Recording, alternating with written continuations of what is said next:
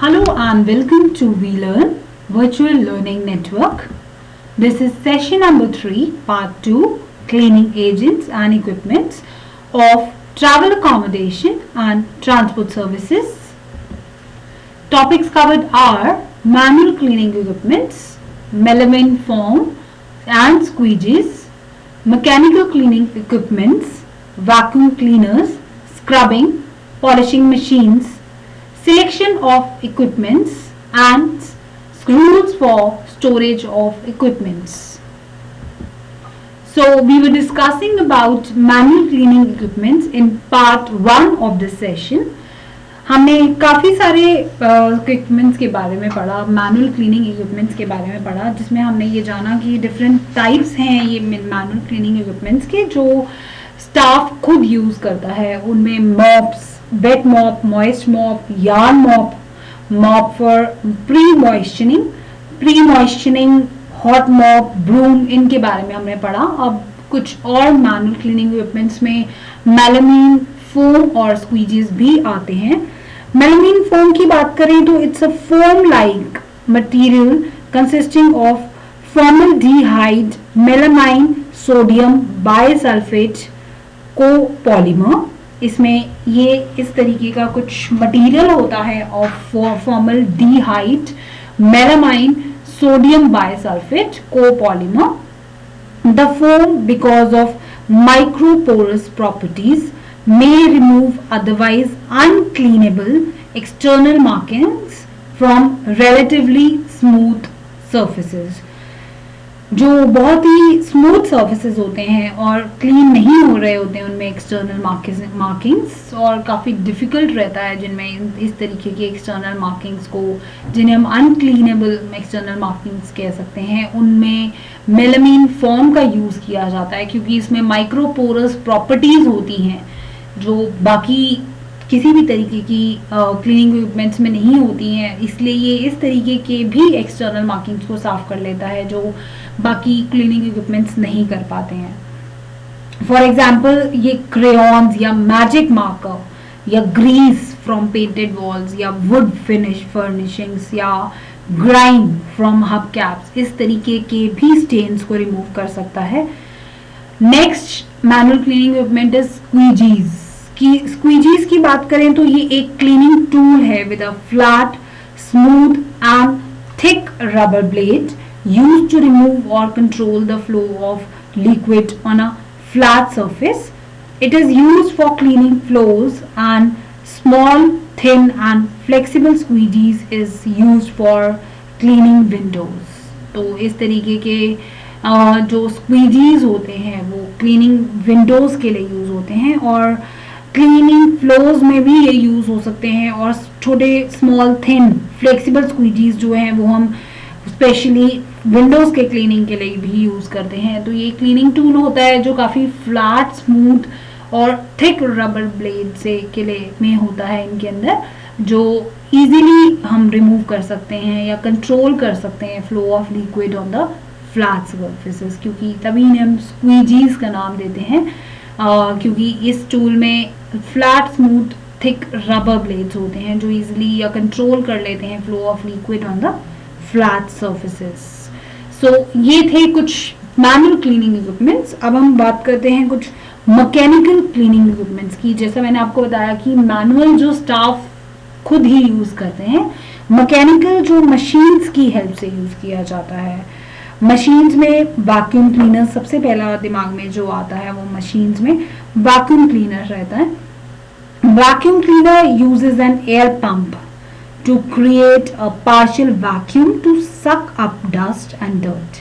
तो vacuum cleaner जो है वो उसमें एयर पंप लगा होता है जो पार्शियल वैक्यूम करता है जिससे कि it sucks up dust and dirt usually from floor से easily it suck up dust and dirt. Most hotels with carpeted floors possess a vacuum cleaner for cleaning. तो मोस्टली होटल्स में जहाँ पे carpeted floors रहते हैं वहाँ पे इस तरीके के वैक्यूम क्लीनर्स यूज होते हैं for cleaning purposes. And the dirt is collected by a filtering system or a cyclone for later disposal. Vacuum cleaners जो हैं वो बहुत ही डिफरेंट वैराइटीज में आते हैं. एक्चुअली डिफरेंट मॉडल्स रहते हैं इनके. फॉर द यूजेज, जिसमें पहला रहता है upright vacuum cleaner. It take the form of a cleaning head जिसमें onto which a handle and bag are attached. Upright designs जो हैं वो usually employ करते हैं एक rotating brush roll जो easily dirt को remove कर देता है through a combination of sweeping and vibration. इसमें दो टाइप्स रहते हैं अपराइट वैक्यूम्स के, एक डर्टी फैन और डायरेक्ट एयर, एक clean fan vacuum cleaners.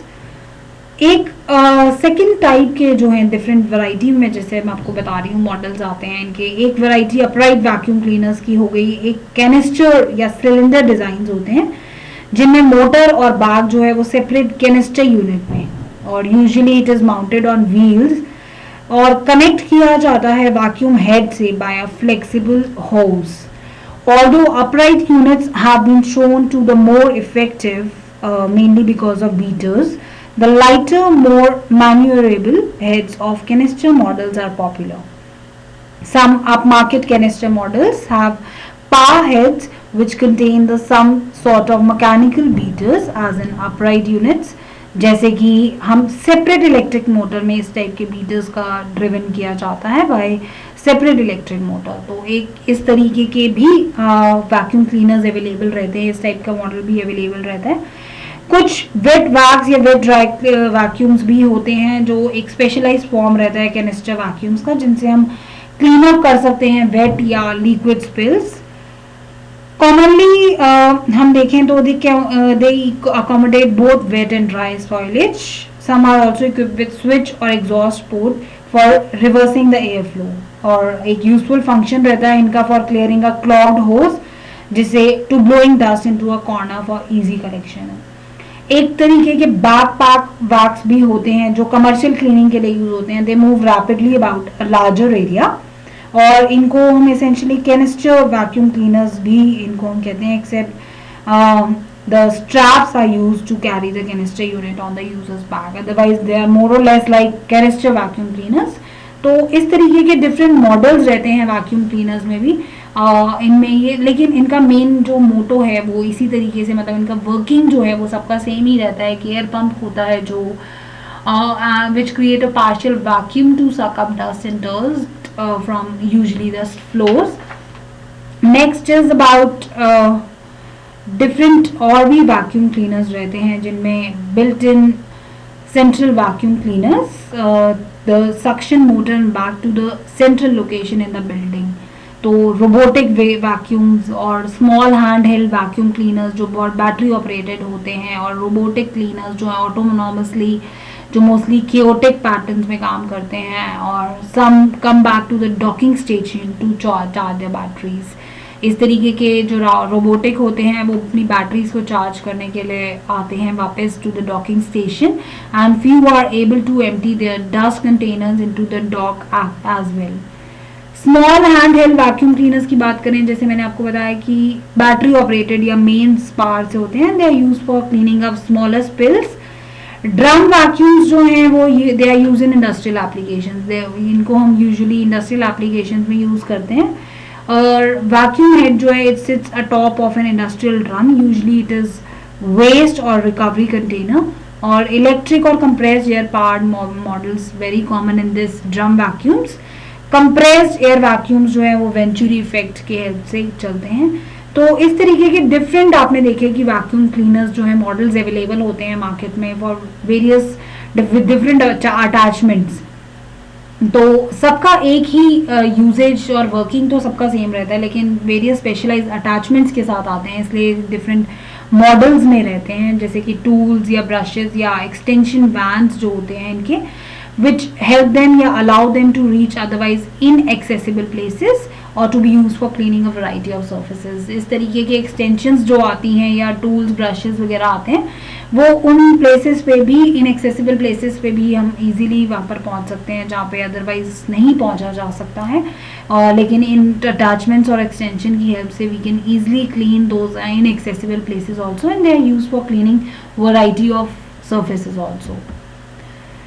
Next mechanical cleaning equipment is scrubbing और पॉलिशिंग मशीन्स का यूज भी होता है एज मैकेनिकल क्लीनिंग इक्विपमेंट, जहाँ पर स्क्रबिंग और पॉलिशिंग मशीन्स जो हैं they consist of one large और several brushes, small brushes which revolve and scrub the floor while water and detergent are released from a tank attached to a machine. इस type की machines जो हैं इनमें एक या एक से ज़्यादा बड़े बड़े लार्ज सेवरल स्मॉल ब्रशेस भी हो सकते हैं, जिसमें जो रिवॉल्व करता है, स्क्रब करता है फ्लोर को, और वहीं वाटर और डिटर्जेंट जो है वो रिलीज होते रहते हैं, जो उसके साथ में टैंक लगा होता है मशीन के साथ, टैंक अटैच टू मशीन से साथ साथ में वाटर एंड डिटर्जेंट जो है रिलीज होता रहता है, एंड लार्ज या स्मॉल सेवरल ब्रशेस जो लगे होते हैं वो रिवॉल्व होते रहते हैं. They keep on scrubbing the floor with suitable brushes. These versatile machine can be used for shampooing carpets, polishing, spray buffing, spray cleaning और polishing floors. तो इस तरीके के ब्रशेस जो हैं इस टाइप की वर्सेटाइल मशीन हम कारपेट्स के शैम्पूइंग के लिए या पॉलिशिंग के लिए, स्प्रे बफिंग, स्प्रे क्लीनिंग या पॉलिशिंग फ्लोर्स के लिए यूज करते हैं इस टाइप का इक्विपमेंट. ये mechanical cleaning equipment specialized form होती है जो इस मशीन से काम करेंगे, और जैसा मैंने आपको बताया कि मैनुअल क्लीनिंग इक्विपमेंट्स जो हैं वो मैन पावर या स्टाफ की हेल्प से काम करते हैं, और मैकेनिकल क्लीनिंग इक्विपमेंट्स मशीन्स की हेल्प से काम करते हैं. नाउ अब हमने डिफरेंट इक्विपमेंट्स देख लिए हैं, मशीन और मैन पावर या मैकेनिकल जो हमने देखे डिफरेंट टाइप्स के, और मैनुअल देखे. इनमें से कौन सा सिलेक्शन होना चाहिए इक्विपमेंट का, ये कैसे पता चल पाएगा, क्योंकि इक्विपमेंट्स काफ़ी एक्सपेंसिव रहते हैं, आप जानते हैं, तो उनका सिलेक्शन जो है वो काफ़ी हमें केयरफुली करना चाहिए, as equipments are very expensive. Their selection is of utmost importance. The correct choice and quality of equipment could save cost due to breakdowns, reduce fatigue and thereby demands on labor, as also ensure efficiency in overall operations. तो हम ये कह सकते हैं कि अगर हम इन्हें ध्यान से चूज करें, सिलेक्शन अगर हमारा करेक्ट रहे, हमें इस utmost importance के साथ अगर इस तरीके से सिलेक्शन करते हैं और हमारा करेक्ट चॉइस रहता है, और हमारा इक्विपमेंट की जो क्वालिटी है अगर वो हम करेक्ट चॉइस कर लेते हैं उस केस में, तो इससे हमारी कॉस्ट भी बढ़ जाएगी, और क्योंकि जो ब्रेक डाउन हो रहा है उसकी कॉस्ट बच जाएगी, और फटीग भी कम होगा, and thereby it will demand on labour, क्योंकि it will ensure efficiency in overall operations. तो इसीलिए हमें इन्हें परचेज करते टाइम कुछ चीज़ें हैं जो डिटर्मिन करनी चाहिए, कुछ फैक्टर्स हैं जो डिटर्मिन करने चाहिए while purchasing these equipments. Certain things yet certain factors need to be kept in mind, because in determining the purchase of these equipments, these are very necessary and they are of utmost importance, because selection of equipments is very important task in this, क्योंकि equipments already बहुत महंगे रहते हैं, तो correct choice और quality equipments एक बहुत important task है. उनके लिए हमें कुछ चीज़ें दिमाग में रखनी चाहिए while selecting these equipments. एक तो quality of equipment by usage history in other organization. हम इस इक्विपमेंट खरीदने से पहले उनकी क्वालिटी के बारे में चेक कर सकते हैं, और उनकी यूजेज हिस्ट्री कैसी रही, और दूसरे ऑर्गेनाइजेशंस ने अगर उन्हें यूज़ करा है तो किस तरीके की क्वालिटी उनको मिल पाई है, इस चीज़ का हमें ध्यान रखना चाहिए. Reliability of supplier to meet time deadlines, और सप्लायर पे आप रिलायबिलिटी कर सकते हैं या नहीं कर सकते हैं कि वो आपको टाइम डेडलाइन के साथ साथ आपको वो इक्विपमेंट सप्लाई कर देगा या नहीं कर देगा. Transportation on time to replenish stock या रिप्लेसमेंट्स, और ट्रांसपोर्टेशन भी आपकी टाइम पर हो जाएगी या नहीं हो पाएगी, इस चीज़ का भी आपको ध्यान रखना होगा. इक्विपमेंट्स जो हैं वो लाइट रहें और थोड़ा वेल बैलेंस्ड और इजी टू मैनिपुलेट होंगे, तो आप इजीली उन्हें कैरी कर सकते हैं, पोर्टेबल रहेंगे, और उनका यूजेज भी थोड़ा सा इजी हो जाएगा, because they are easy to manipulate and well balanced रहेंगे. तो इस चीज़ का भी ध्यान रखना चाहिए. It is an important determining factor by selecting any of the equipments. और फ्यूचर स्टॉक्स की भी अवेलेबिलिटी का ध्यान रखना चाहिए, and sturdiness in the times of in the terms of the usages, और कॉस्ट फैक्टर्स का ध्यान रखना चाहिए कि किस तरीके की कॉस्ट आपको चाहिए, और कॉस्ट इनकी कितनी जाएगी और कितना एक्सपेंसिव है. इन सब चीज़ों का ध्यान रखना बहुत ज़रूरी है. These are very important factors that should be kept in mind in determining the purchase of the equipments. So now there are some rules for storage of equipments. इनका भी हमें ध्यान रखना चाहिए, इन रूल्स का ध्यान रखना चाहिए कि किस तरीके के हमें जब इक्विपमेंट्स को स्टोर करना है, क्योंकि खरीदना भी एक इम्पॉर्टेंट टास्क है. सिलेक्शन का मैंने आपको बताया कि सिलेक्शन एक इम्पॉर्टेंट इन चीज़ों को ध्यान में रखकर करना चाहिए, बट साथ में इनके स्टोरेज का भी ध्यान रखना चाहिए ताकि हम इन्हें वेल मतलब मेंटेन कर सकें लॉन्ग टाइम तक और इस तरीके की कोई प्रॉब्लम ना आए। तो कुछ रूल्स के बारे में आपको बताना चाहूँगी कि store should be dry and well ventilated as dampness cause rust of metals parts or mildew leading to deterioration of equipments। इस बात का ध्यान रखना बहुत ज़रूरी है कि स्टोर ड्राई रहे और वेल वेंटिलेटेड रहे, क्योंकि डैम्पनेस अगर रहेगी तो आप जानते हैं कि मेटल पार्ट्स में जल्द से जल्द रस्ट लग जाता है और रस्ट की प्रॉब्लम आ जाती है वहाँ पर। तो इस चीज़ का ध्यान रखें कि स्टोर्स जो हैं वो ड्राई रहें और वेल वेंटिलेटेड रहें, क्योंकि अगर हम डैम्पनेस रहती है वहाँ पर मेटल पार्ट्स में तो फिर रस्ट की प्रॉब्लम आ जाएगी और मिल्ड्यू जो है वो उसकी वजह से इक्विपमेंट्स का डिटीरिएशन हो जाएगा। तो इस बात का ध्यान रखना बहुत ज़रूरी है। यहाँ पे थोड़ा सा अलर्ट होना और कॉशियस होना थोड़ा ज़रूरी हो जाएगा कि स्टोर जो है वो ड्राई और वेल वेंटिलेटेड रहे। Store should provide enough space for easy access to shelves and to facilitate proper cleaning. इसका भी आप ध्यान रखें कि स्पेस उसमें रहे ताकि एक दूसरे से मेटल पार्ट्स या जो इक्विपमेंट्स हैं वो टकराए ना, या इस तरीके की कोई प्रॉब्लम ना हो कि ब्रेक हो जाए कोई इक्विपमेंट्स या ब्रेक डाउन हो जाए, कुछ इस तरीके की प्रॉब्लम ना आए। क्योंकि ऐसा जैसा कि आप जानते हैं इक्विपमेंट्स काफ़ी एक्सपेंसिव रहते हैं, तो एक इनफ स्पेस होना चाहिए ताकि इजीली एक्सेस भी किया जा सके, उन शेल्फ से इजीली लिया जा सके और आराम से रखा जा सके, तो एक्सेस ईजी रहे और प्रॉपर क्लीनिंग का फैसिलिटेशन भी रहे। इस चीज़ का ध्यान रखना बहुत ज़रूरी हो जाता है। तो इस चीज़ का स्टोर में प्रॉपर स्पेस रहे, इनफ स्पेस रहे for easy access to shelves और फैसिलिटेशन ऑफ प्रॉपर क्लीनिंग का भी ध्यान रखना एक ज़रूरी हो जाता है।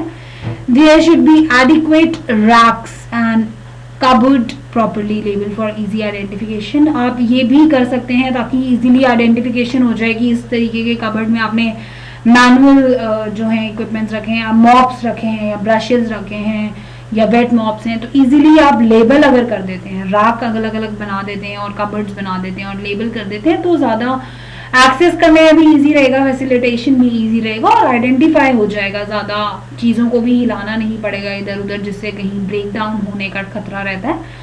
तो अगर इस तरीके का हम इजीली लेबल करके, प्रॉपरली लेबल करके उनको यूज़ करते हैं तो इजी आइडेंटिफिकेशन हो जाता है और यूजेज भी इजी हो जाता है। Now stock record should be maintain showing. Stock records भी आप रख सकते हैं जिनमें आप इन चीज़ों का ख्याल रखें कि डेट ऑफ परचेज कब हुआ आपका, स्टॉक का काइंड और उनकी क्वांटिटी, सप्लायर का नाम, कॉस्ट कितना रहा पर यूनिट को लेकर, date of issue into services और सूटेबिलिटी और ड्यूरेबिलिटी रिमार्क्स का भी ध्यान रखें। ये सब रूल्स जो हैं ये स्टॉक रिकॉर्ड्स के लिए आप रख सकते हैं अपने फर्दर यूज़ की। इस तरीके की चीज़ें आपको आगे भी काम आ सकती हैं कि कब आपने किस सप्लायर से लिया या परचेज की डेट क्या रही, वारंटी वगैरह देखने के लिए या इस टाइप के इशू की सर्विसेज का देखने के लिए, सूटेबिलिटी और ड्यूरेबिलिटी देखने के लिए आप स्टॉक रिकॉर्ड्स भी मेंटेन कर सकते हैं। और सर्टेन रूल्स जो आपको फॉलो करने चाहिए which must be maintain for the issue of stock, जो आपको स्टॉक के इशू पे के लिए मेंटेनेंस के लिए कुछ रूल्स फॉलो करने चाहिए। वो रहेंगे, एक definite time should be specified for issue. एक डेफिनेट टाइम रखें कि इससे इस समय तक ही इशू किया जाए, कि डेफिनेट टाइम रखें। And issue should be done strictly against worn out equipment. तो उसके लिए भी आप स्ट्रिक्टनेस रखें कि अगर कुछ भी इक्विपमेंट्स में वॉर्न आउट हो जाता है, टूट जाता है, रिपेयर कुछ प्रॉब्लम आ जाती है, तो वहाँ उन इश्यूज को थोड़ा सा स्ट्रिक्टली हैंडल करना ज़रूरी हो जाता है ताकि इनका जो यूजेज है वो प्रॉपर तरीके से किया जा सके और इस तरीके की प्रॉब्लम्स आगे ना आए। इक्विपमेंट्स जो है should be clearly marked as to floor और पब्लिक एरिया, और पब्लिक एरिया या फ्लोर के लिए जो है हमें इन्हें मार्क करके रखना चाहिए। अगर इस तरीके के रूल्स हम फॉलो करते हैं तो हम इन्हें लंबे समय तक इजीली मेंटेन कर पाएंगे और इनका स्टॉक जो है हम ठीक से हैंडल भी कर पाएंगे। तो इस तरीके की चीज़ों का हमें थोड़ा स्ट्रिक्टनेस रखनी पड़ेगी ताकि हम इनको ठीक से आगे भी यूज़ कर पाएँ और किस तरीके की प्रॉब्लम ना आए। कुछ और भी ये आपके लिए रूल्स हैं for storage of equipments. Storage room should be subject to regular inspection. Storage rooms में जो है आप रेगुलर इंस्पेक्शन के साथ इनको स्टोरेज को कर सकते हैं और इन पे इंस्पेक्शन करते रहें, सुपरविजन चलता रहेगा साथ साथ में, तो पता लगता रहेगा कि कोई वॉर्न आउट ना हो या कोई चीज़ ख़राब नहीं हो रही है या रस्ट वगैरह जैसी प्रॉब्लम नहीं आ रही है और कबर्ड जो है वो ईजिली आइडेंटिफाइड है, प्रॉपर क्लीनिंग चल रहा है या नहीं चल रहा है, तो इस तरीके का सुपरविजन करना थोड़ा ज़रूरी हो जाता है। एक्सपेंसिव इक्विपमेंट्स जो हैं like dry cleaner, vacuum cleaners, उनको कवर्ड करके रखना चाहिए, पॉलीथीन शीट्स और एयर टाइट रखना चाहिए ताकि इनको हम लंबे समय तक यूज़ कर सकें और इस तरीके की कोई प्रॉब्लम ना आए जहाँ पे ये वैक्यूम क्लीनर्स ख़राब हो जाएं। इन चीज़ों का ध्यान रखना थोड़ा सा ज़रूरी हो जाता है, क्योंकि और यहाँ पे मैं आपको बताना चाहूँगी कि करेक्ट यूजेज और क्वालिटी जो है इक्विपमेंट की, वो उससे हम कॉस्ट बचा सकते हैं, फटीग और ओवरऑल ऑपरेशंस की एफिशिएंसी को बढ़ा सकते हैं। और प्रॉपर स्टोरेज जो अगर हम कर लेते हैं इक्विपमेंट्स की, तो it will help increasing the life of equipments, क्योंकि हमने खरीद लिया वहाँ पे थोड़ा एक्सपेंसिव का, हमने करेक्ट चॉइस की, लेकिन साथ साथ में इनकी प्रॉपर स्टोरेज भी इंपॉर्टेंट हो जाती है, क्योंकि it will increase the life of the equipments. So now do it yourself for you. What are the types of commonly used cleaning agents? Name them. जैसा मैंने आपको बताया कि different types of cleaning agents के बारे में मैंने बताया आपको, हम यूज़ कर सकते हैं स्क्वीजेस, मेलामाइन फोम, ब्रू फोम और ब्रूम, इनके बारे में मैंने आपको बताया, मॉप्स, यार्न मॉप्स, और आप मैकेनिकल क्लीनिंग इक्विपमेंट्स के बारे में बता सकते हैं, एजेंट्स के बारे में बता सकते हैं कि किस तरीके के एजेंट्स हम यूज़ कर रहे थे अब तक, जो मैंने आपको बताया कि वैक्यूम क्लीनर्स वगैरह, ये सब आप उन्हें नेम देम, इस आंसर के लिए ये सब चीज़ें आप बता सकते हैं। And what are the various rules for storage of equipments में मैंने आपको बताया कि रूल्स में हमें क्या फॉलो करने चाहिए, ये रूल्स की स्टोरेज जो है हम इजीली कर सकें इन इक्विपमेंट्स की, ताकि उनकी लाइफ बढ़ा सकें इक्विपमेंट्स की। वहाँ पर हमने स्टोरेज रूम्स के बारे में पढ़ा और इनको किस तरीके से इनको कवर अप करना चाहिए इक्विपमेंट्स को, जो एक्सपेंसिव इक्विपमेंट्स हैं जैसे वैक्यूम क्लीनर्स, उनको पॉलीथीन शीट से और एयर टाइट रखना चाहिए, और स्टोर को वेल वेंटिलेटेड ड्राई रखना चाहिए, और इनफ स्पेस होनी चाहिए ताकि इजीली एक्सेस किया जा सके शेल्फ्स पे, और प्रॉपर क्लीनिंग हो सके, उसको फैसिलिटेशन मिल सके। साथ साथ में हमें एडिक्वेट रैक्स और कबर्ड्स भी लेबल कर लेने चाहिए प्रॉपरली, ताकि इजीली आइडेंटिफाई किया जा सके। स्टॉक रिकॉर्ड्स भी आप मेंटेन कर सकते हैं, और कुछ इशू ऑफ स्टॉक के लिए कुछ चीज़ों को, सर्टेन रूल्स को आपको फॉलो करना चाहिए। इन सब चीज़ों का आप ख्याल रख सकते हैं। These are certain rules for storage of equipments. So thank you, that's all for this session. We learning, happy learning.